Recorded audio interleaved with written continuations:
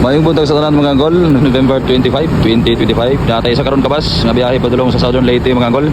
Ang bus number nga 818. Sa tanan nga pasahero mga anggol, naagi diri naundok aning isa ka bus na to. Agi lagi aning ingon nga naay bagyo. So ang uban nga mga nakabok nag-back out.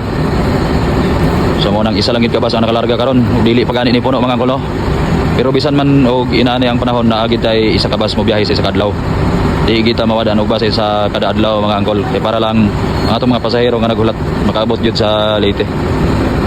Mobiyahe may bisan ingon nga naay bagyo kay wala man poy ingon nga cancellation ang ato ang opisina. Ug kasagaran sa atong mga pasahero mga angkol na nagit sila sa bus. Gamay na lang ang naghuwat diri sa ubos kay nagkargahay pa man ato mga porter. Ang uban ani tagiya sa mga bagahe no. Ana pa diri sa ubos. So ang driver sa 818 sa Tinday o si Mr. Daniel Lumo mga anggol no? Unang biyahe niya karon diri sa COL Transport. So ang iyang partner mo ning ato ang regular bus driver sa 818 nga si Mr. Tinday. Ang booking driver sa 818. Ug bisan man maot ang panahon karon mga anggol no, so nana po yung mga pasahero nga nangabot. So uban ani mga nakabook pa. Kaya di pa man yung napuno gining atong bus.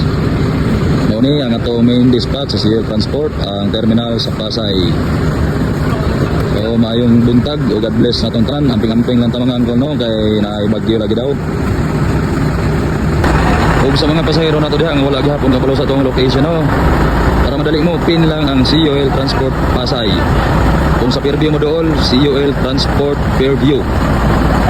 So kay isa naman ang atong bus mga angkol, puno gid ang istripo sa mga bagahe sa atong pasahero.